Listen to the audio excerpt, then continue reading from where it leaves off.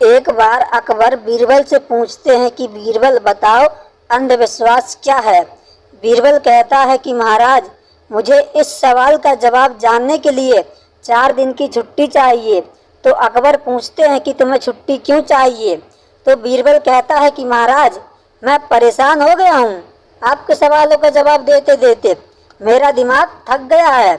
दिमाग को थोड़ा आराम चाहिए।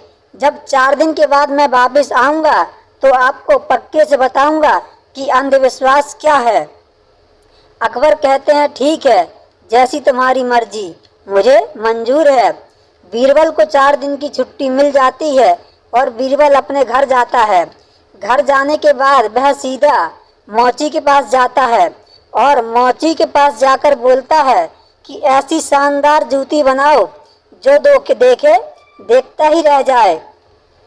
तो मौची कहता है कि जनाब, कैसी बनानी है, थोड़ी नाप बाप तो बताओ। तो बीरबल कहते हैं कि नाप बाप कुछ नहीं, 1 बीता चौड़ी और 2 बीता लंबी बना दो।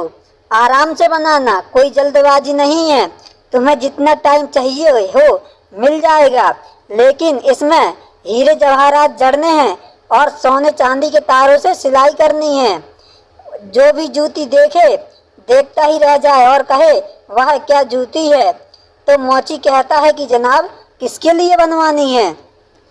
तो बीरबल कहता है कि ज़्यादा सवाल जवाब मत कर, बनाने के बाद यह भूल जाना कि यह जूती तुमने बनाई है, यही मेरी शर्त है। मौची कहता है ठीक है, मंजूर है। 3 दिन बाद मौची जूतियां बना देता है। बीरबल जाते हैं, उससे जूती लेते हैं और पैसे देते हैं। फिर कहते हैं कि किसी से कहना मत कि ये जूती तुमने बनाई है। मौची कहता है कि ठीक है। फिर बीरबल क्या करते हैं, उस जूती में से एक जूती को अपने घर में रख लेते हैं और दूसरी जूती को ले जा कर के मस्जिद के बाहर फेंक देते हैं। सुबह सुबह मौलवी साहब नमाज पढ़ने के लिए वहां आते हैं। उन्हें वहां पर वो जूती दिखाई देती है जिसमें हीरे जवाहरात जड़े हुए थे और सोने चांदी के तारों से सिलाई हुई थी। मौलवी साहब को देखकर लगता है कि यह जूती आम इंसान की तो हो ही नहीं सकती है। जरूर ऊपर वाले नमाज पढ़ने के लिए आए होंगे और उनकी जूती यहाँ पर छूट गई है। फिर मौलवी साहब जूती को उठाते हैं, उसे अपने माथे से लगाते हैं, उसे चूमते हैं। फिर वहाँ पर नमाज पढ़ने आए हुए लोगों को कहते हैं, भाइयों, यह जूती यहाँ पर मिली है, मुझे तो लगता है यह जरूर ऊपर वाले की ही है, यह आम इंसान की नहीं लगती है। सही बोल रहे हो जनाब, यह जूती ऊपर वाले की ही है। हर किसी ने वही किया जो मौलवी साहब ने किया था। सबने जूती को माथे से लगाया और चूमा। उसके बाद यह बात जंगल में आग की तरह पूरे राज्य में फैल गई। धीरे धीरे यह बात अकबर के पास भी पहुंची। अकबर बोला कि उस जूती को लाकर हमें दिखाया जाए। जूती ले जाई गई और अकबर ने जूती को देखा तो बोला कि लोग सही बोल रहे थे, यह किसी आम इंसान की तो हो ही नहीं सकती है, जरूर ऊपर वाले की है जो नीचे नमाज पढ़ने आए होंगे और उनकी जूती छूट गई है।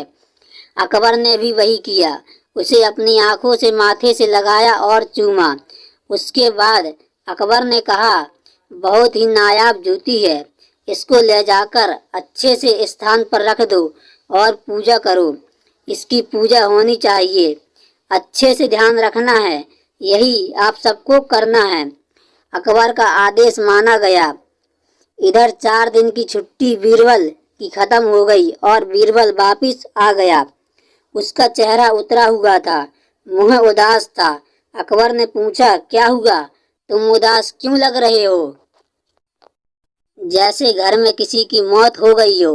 तो बीरबल बोला, क्या बताऊं जहांपनाह, हमारे घर में हमारे परदादा जी की जूतियां थीं। जो चोर आए और उनमें से एक जूती ले गए, एक जूती को छोड़ गए। वह जूती हमारे दिल के बहुत करीब थी, इसलिए उसे हमने आज तक बेचा नहीं था, बस अपने घर में संभाल के रखा हुआ था। तो अकबर ने कहा कि क्या तुम्हारे पास उसकी दूसरी जूती है। तो बीरबल ने कहा, हाँ जहांपनाह, हमारे पास है, मैं तुम्हें अभी दिखाता हूँ। तो बीरबल उस जोड़ी की दूसरी जूती को अकबर को दिखाते हैं। अकबर का माथा ठनक गया। अकबर ने कहा, वहाँ जो जूती रखवाई गई है उसको मंगवाओ। जूती जिस जगह पर रखवाई गई थी वहाँ से मंगवाई गई। जोड़ा जूतियों का बनाया जाता है और उसके बाद बीरबल को दे दिया जाता है। तब बीरबल कहता है कि महाराज, इसे ही अंधविश्वास कहते हैं। मौलवी साहब को जूती मिली, उन्हें भी कुछ पता नहीं था, ना जनता को कुछ पता था, ना आपको कुछ पता था, लेकिन सबने उसे ईश्वर की जूती मानकर पूजा शुरू कर दी। इससे बड़ा अंधविश्वास क्या हो सकता है?